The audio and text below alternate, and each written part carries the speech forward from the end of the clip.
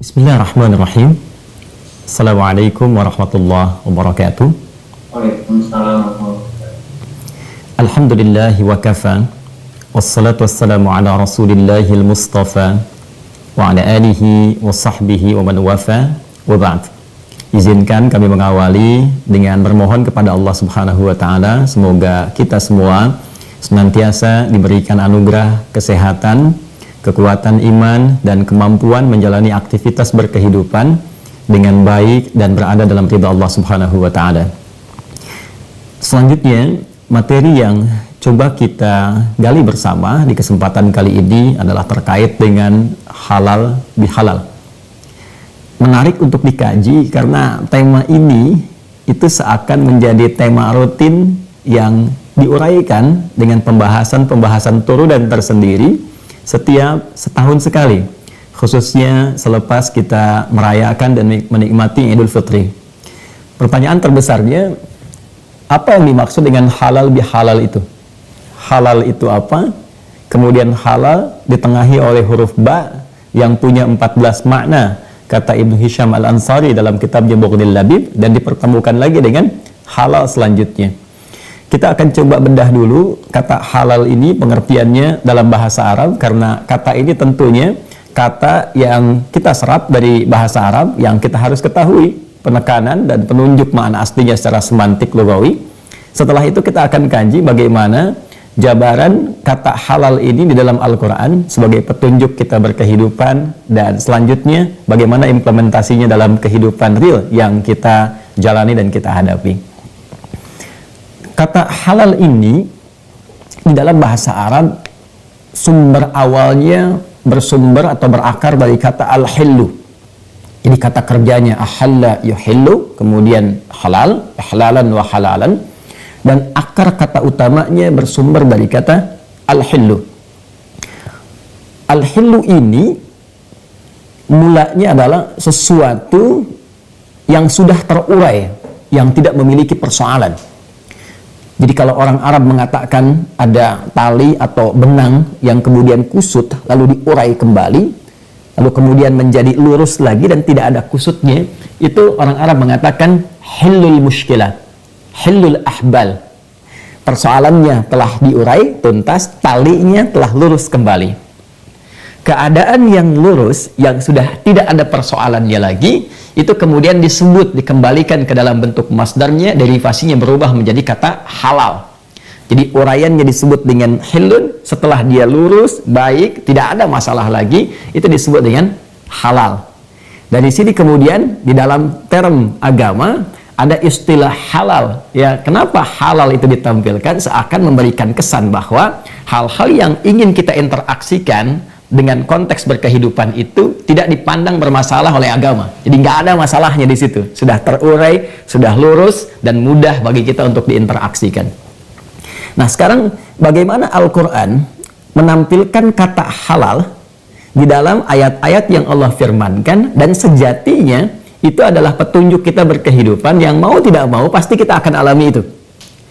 Dan ketika itu ditampilkan, makna dasar ini pasti akan terbawa dalam implementasi kata halal yang dimaksudkan. Boleh jadi dalam kita berkehidupan ada persoalan-persoalan yang benang kusut, yang seperti benang kusut yang memang harus diurai. Nah, indahnya Al-Quran memberikan kepada kita ruang-ruang persoalan itu, sehingga dengan mengenali dan memitigasi persoalan dimaksud, mudah bagi kita mengatasinya ketika berada dalam ruang dan persoalan yang dimaksudkan. Maka mari kita turunkan beberapa bagian yang sangat menarik di Al-Quran, dan nanti kita akan evaluasi apakah pendidikan Ramadan yang mengurai itu telah sejati mengantarkan kita pada suasana fitrah sehingga dikatakan Idul Fitri atau Idul Fitrah, atau jangan-jangan ada yang belum terurai, dan apa yang harus kita lakukan pasca itu. Quran surah kedua Al-Baqarah di ayat 168, kata halal pertama yang dicantumkan di dalam Al-Quran. Allah berfirman, A'udzubillahi minasyaitonirrajim, ya ayyuhan nasu, hai semua manusia, kulu mimma fil ardi halalan thayyibah. Ini kata halal pertama yang disebutkan dalam Al-Quran. Kulu mimma fil ardi halalan thayyibah. Silahkan kau bertebaran di muka bumi, beraktivitas, berkreasi, Minimal untuk memenuhi hajat pokok dirimu, untuk mencari makan, dan lakukan itu halalan dengan cara yang halal, legal, thayyibah, dan hasil yang didapatkan dari proses yang halal itu, kemudian kreasikan itu untuk mendapatkan semua kebutuhan yang dibutuhkan oleh tubuhmu dengan cara yang baik. Bapak Ibu sekalian, ini baru terjemah tekstual. Kalau kita lakukan analisis semantik, lugawi, kebahasaan dari setiap ayat-ayat ini, runtutan kalimat-kalimatnya, karena ini di dalam disiplin ilmu bahasa Arab yang terkait Al-Quran, Al-Quran itu bukan hanya mukjizat ayatnya, tapi setiap huruf yang menyusunnya pun itu punya makna. Sehingga nanti di bahasa Arab itu ada yang disebut dengan harful mabna, huruf yang memang desainnya hanya untuk membangun kalimat saja, ya seperti A gitu kan, kemudian P, A kalau disatukan jadi apa? A sendiri tidak punya makna mandiri, P-nya tidak punya makna mandiri, kan? A-nya juga demikian. Nah, di bahasa Arab ada huruf hijaiyah misalnya ya, alif, ba, ta, tha, dan sebagainya. Hurufnya secara mandiri dia tidak punya arti, itu huruf mabna namanya. Tapi di Al-Quran itu semua hurufnya berubah dari mabna menjadi makna. Jadi tidak ada satu pun, ini mukjizatnya Al-Quran yang dahsyat, tidak ada satu huruf pun di Al-Quran yang tidak punya makna, semuanya punya arti. Nah, sekarang kita coba analisis, kita turunkan dari kajian tafsir kebahasaan Al-Quran, ada sesuatu yang bisa kita dapatkan dan ini sangat menarik ya. Mohon izin saya gambarkan singkat saja. Teman-teman sekalian, Bapak Ibu yang saya hormati, Al-Quran ketika menurunkan konteks kata halal dengan pengertian kebahasaan tadi dan kemudian dibatasi dalam konteks keberhidupan kita, maka diturunkan contoh pertamanya di Quran surah kedua Al-Baqarah di ayat 168. Anda yang memegang mushaf bisa dilihat nanti paling kanan sebelah bawah di mushaf untuk memudahkan. Pertama dibuka dengan kalimat ya ayyuhan nas. Kan? Ya ayyuhan nas. Satu. Kemudian yang kedua ada kata kerja, verb, fi'il, kulu mimma fil ardi. Baru kemudian yang ketiganya muncul kata halalan thayyibah, halal thayyib.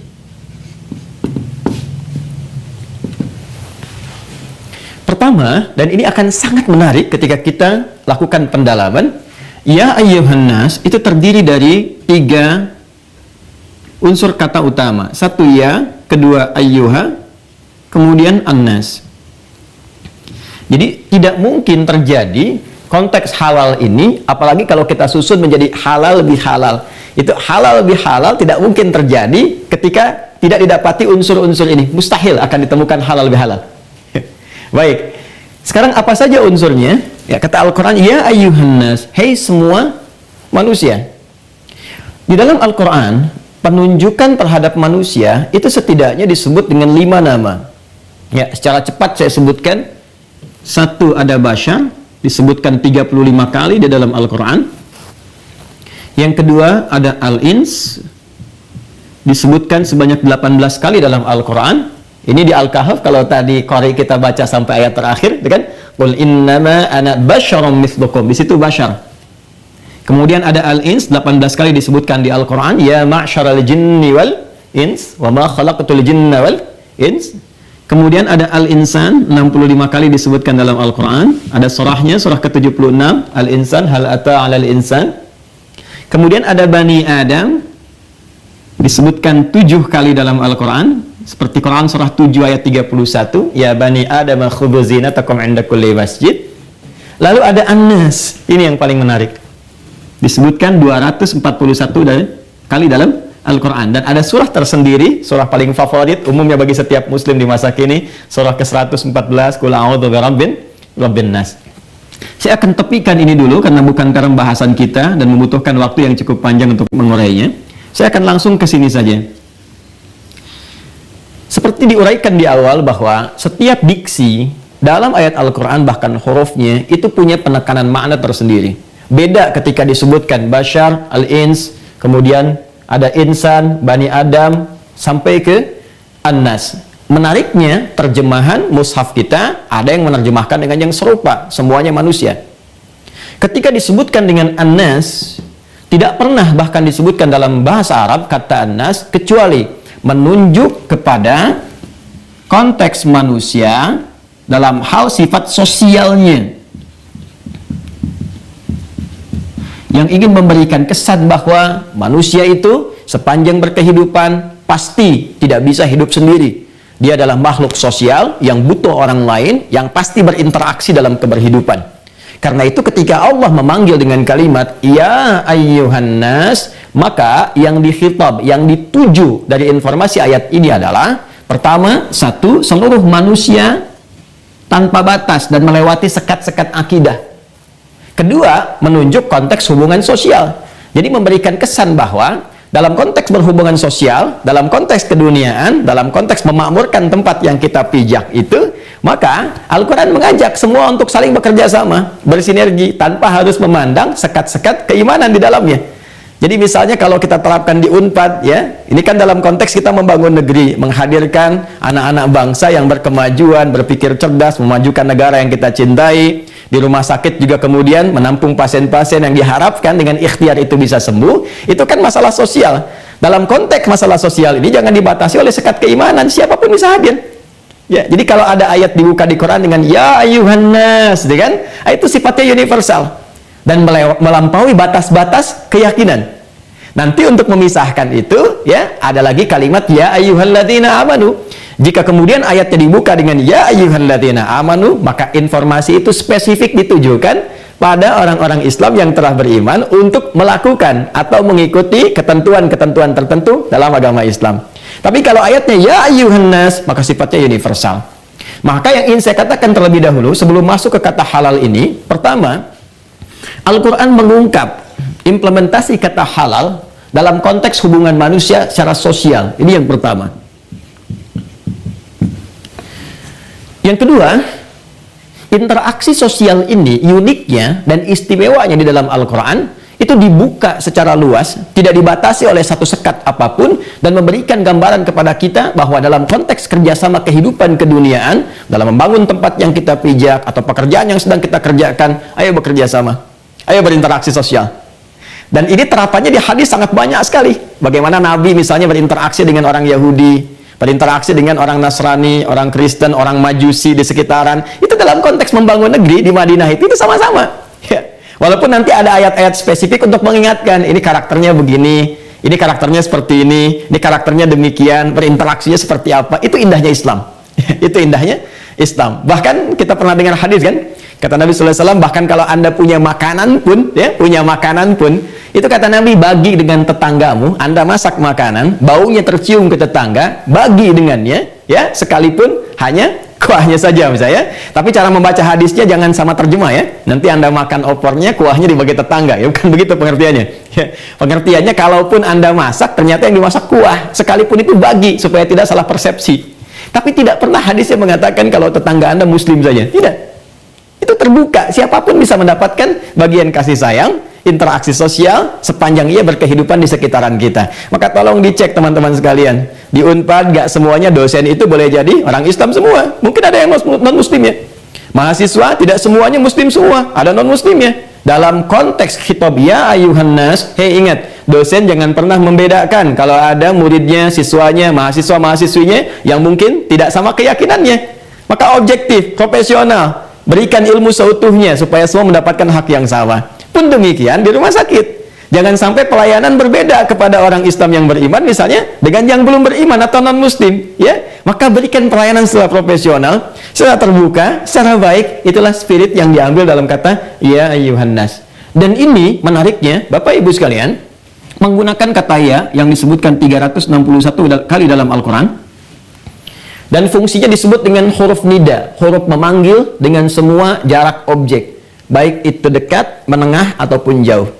Ada 14 huruf panggilan dalam bahasa Arab. Ada a, ada aya, ada ha, dan seterusnya. Tapi yang digunakan di Al-Quran cuma ya, karena paling fleksibel. Jadi bisa manggil yang dekat, jaraknya, yang menengah, jauh, atau untuk minta bantuan. Jadi kalau Anda di Arab misalnya sedang umrah, haji, atau tugas yang lain, Anda butuh bantuan, Anda mau panggil orang, Anda tinggal sebut dengan kata ya, misalnya, itu bisa nengok semua tuh. Dengan satu kata ini. Nah, ini menariknya begini. Ketika dipanggil, Dan ya ini kemudian ditujukan kepada semua manusia tanpa kecuali, lalu ditegaskan dengan ayyuha, disebutkan sebanyak 150 kali dalam Al-Quran. Ayyunya di gramatikal bahasa Arab punya fungsi munada untuk penguat, namanya taukid. Kemudian haknya itu untuk tanbih, pengingat, fungsi untuk mengingatkan. Seakan Allah ingin mengatakan demikian, hei semua manusia tanpa kecuali, baik engkau merasa dekat denganku, menengah ataupun sedang jauh dariku, aku tegaskan ya, penguat, taukid. Aku ingatkan ya. Ini, jadi saking pentingnya konteks kehidupan sosial itu yang memang akan menjadikan kehidupan kita lebih nyaman, mendapatkan tujuan dengan cepat dan turunan yang lainnya. Itu sampai Allah mengingatkan dengan huruf ini, ya dan ayyuha. Aku ingatkan, aku tekankan kata Allah, ya, kalian semua tanpa kecuali kulu mimma fil ardi. Silahkan beraktivitas, menyebar, berkreasi di setiap tempat yang engkau bisa pijak di bumi. Ini mimma itu asalnya dari kata min plus ma, gini, min plus ma. Kalau ma saja itu artinya semua di bumi. Tapi kalau ada min, itu tab'id fungsinya, menunjuk pada sebagian yang bisa dicapai. Kulu mimma fil ardi. Sebelum ke sini, saya akan lompat sejenak ke sini. Mimma fil ardi. Kata Allah, silahkan kau bertebaran, beraktivitas di bumi dimanapun yang bisa engkau jangkau. Nah ini menariknya, ini tuh ditafsir lagi nanti, diturunkan lagi ayat di Quran surah ke-49, di ayat ke-13 dengan pembuka yang sama.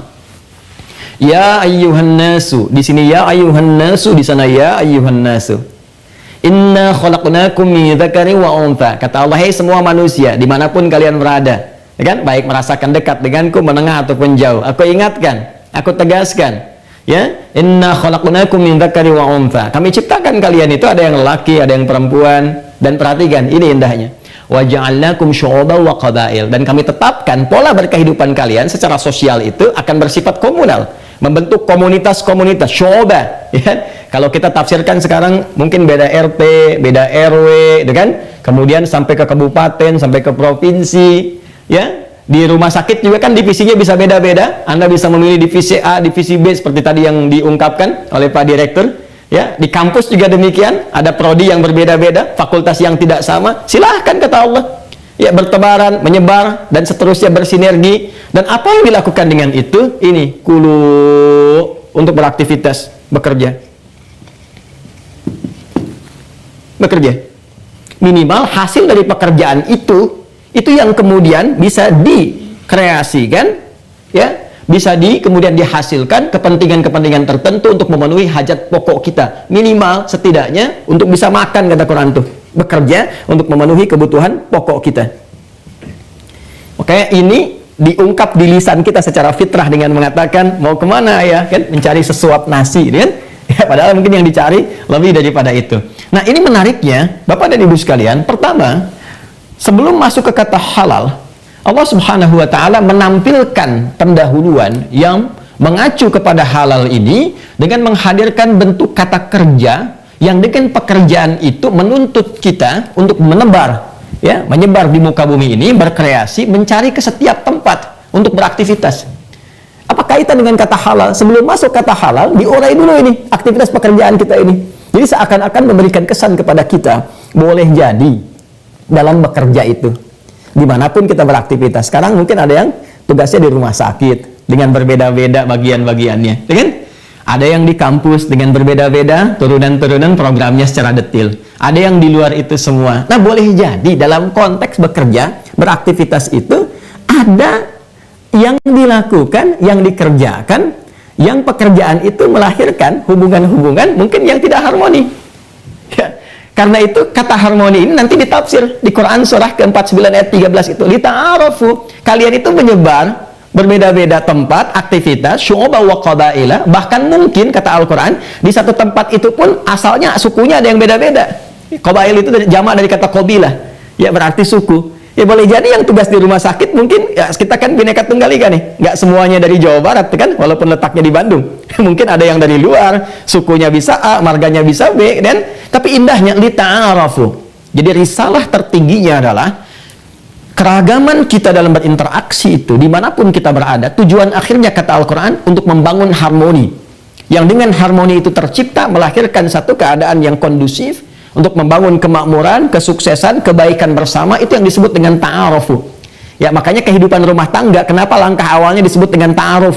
Ya, ta'aruf itu kan pola awal membangun harmoni, saling mengenal, mengetahui, menyinergikan, dan itu adalah pembuka dari samara, sakinah, mawaddah, dan rahmah. Jadi ketika ini ditarik dalam konteks yang lebih luas, dalam konteks pekerjaan kita, dalam bersosial, bermasyarakat, berbangsa, bernegara, boleh jadi dalam interaksi itu yang seharusnya harmoni, ada yang nggak harmoni. Yang seharusnya senyum, ada yang cemberut. Yang seharusnya sepakat, ya, tiba-tiba ada persoalan, yang dengan persoalan itu mungkin, mohon maaf, hal-hal yang seharusnya tercipta secara baik, secara harmoni, ada kelembutan, kenyamanan, itu tidak terjalin. Maka muncullah kemudian setelah itu kalimat halalan. Seakan-akan memberikan ranah koreksi kepada kita. Coba cek deh interaksi kalian selama berkehidupan di semua aspeknya. Ya, mohon izin kita hanya menerjemahkan dan meneruskan apa yang dipesankan dalam Al-Quran. Coba kita cek. Boleh jadi selama ini bertugas, ya mohon maaf yang keluarga besar di rumah sakit, ya, ya coba dicek barangkali ada hubungan di antara pimpinan dan karyawan yang seharusnya harmoni tidak tercapai.